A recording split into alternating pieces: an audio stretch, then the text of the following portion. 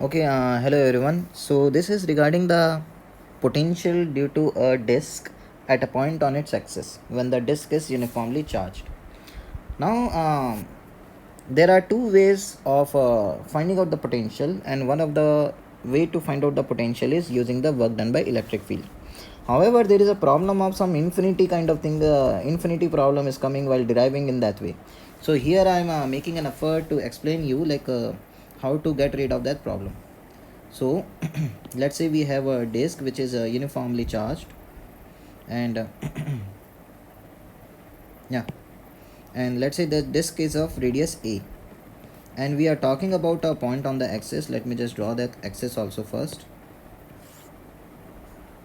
So here we have got a point on the axis which is this what is this, which is this point P, and this point is at a distance of x from the center. The center is C, and as I have already mentioned that this radius of the disk is A. Now the second method to calculate the potential at point P is by checking how much work the electric field will do when a 1 coulomb charge is taken from P to infinity.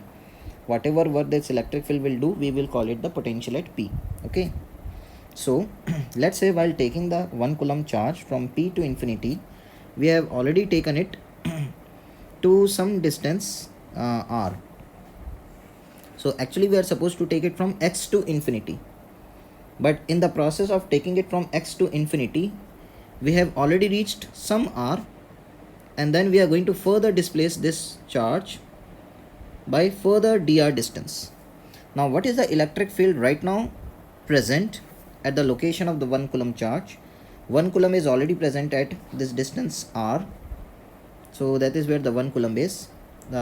This is the present location, and this is a initial location.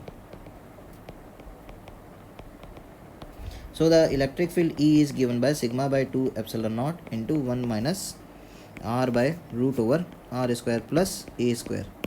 Okay, so this is the electric field, and that electric field is a repulsive electric field from the disk, so that will be towards the right, and the force on that 1 coulomb is also towards the right, and during this displacement dr towards the right, the force at x towards the right means work done is positive. So a dw, which is a tiny amount of work done by this electric field during this tiny displacement dr, can be written as force, which is nothing but the electric field only multiplied by the displacement. So this is the tiny work done by the electric field. To calculate the entire work done by the electric field during the entire displacement from P to infinity, we have to integrate. So while integrating, we will get the total work done, and here we are taking this charge particle of 1 coulomb from x to infinity, and whatever is the work done by the electric field during this motion from x to infinity, that is the potential at point P, which is at a distance of x. Okay, so potential at a distance of x becomes then sigma by 2 epsilon naught integration of x to infinity 1 minus r by root over r square plus a square. So we can like multiply dr on both the sides. Okay, so let us do this integration. So this we get sigma by 2 epsilon naught. Now integration of dr is r, and then the second integration. Let's talk about the second integration. So in second integration, we have got integration of r dr by root over r square plus a square. Now let us say we do a substitution in which we take z square as r square plus a square. So we know that z dz, we will get it as r dr.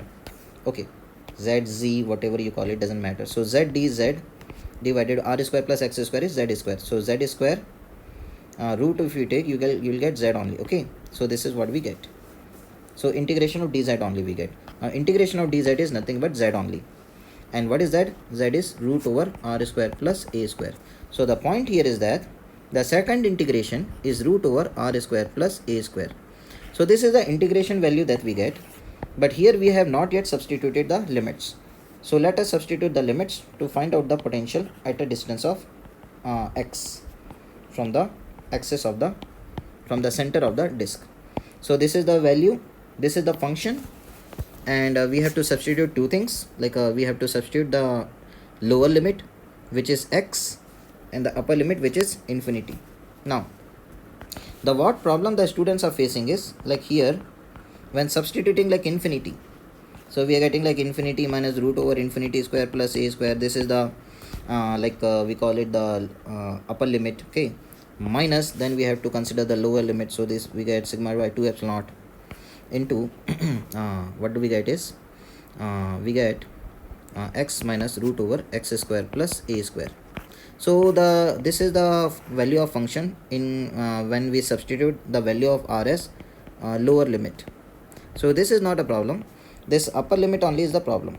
So let me get rid of this problem by doing one thing, that when we want to substitute in this function the value of r tending to infinity, what we can do here is, like we can put here sigma by 2 epsilon naught r minus, now we can take r out, so we'll get 1 plus a square by r square raised to half. Now the point is that when r tends to infinity, we want to know what is the value of this. So if r tends to infinity, which means r will become much greater than a. When r will become much greater than a, we can use binomial approximation. And what is that binomial approximation? You can say that this is sigma by 2 epsilon naught r minus r. R is much greater than a, means we can put half here, like the power will come in the half, so this becomes a square by r square. So we get this term to be what do we get here is a square by 2r. Again we are saying that r tends to infinity, so as r tends to infinity, basically this term becomes 0. So the upper limit value is actually becoming 0. It is looking in the form of like infinity minus infinity kind of thing, it is looking like, but actually that value will come out to be 0 in the limit r tends to infinity, which means we are left with the lower limit value only along with that negative sign. So the overall potential at this point x will become, so potential at a disk, potential due to disk at a distance of x from the center of the disk on its axial point is this value, where we are supposed to write this as 0 only. So basically we get sigma by 2 epsilon naught into, okay, sigma by 2 epsilon already there here, huh? So no need, like twice sigma by 2 epsilon should not be there. So I will just remove one of the sigma by epsilon naught. Now negative is there, so it means it will become x square plus a square minus x.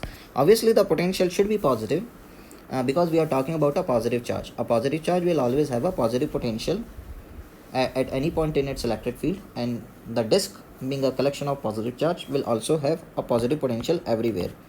So this is the formula for potential due to a uniformly charged disk that we are calculating by using the concept of work done by electric field. Okay, so here also, like I have made a mistake that I have written sigma by 2 epsilon naught twice, so actually this should not be coming now. Okay, anyway we'll stop here. Thank you.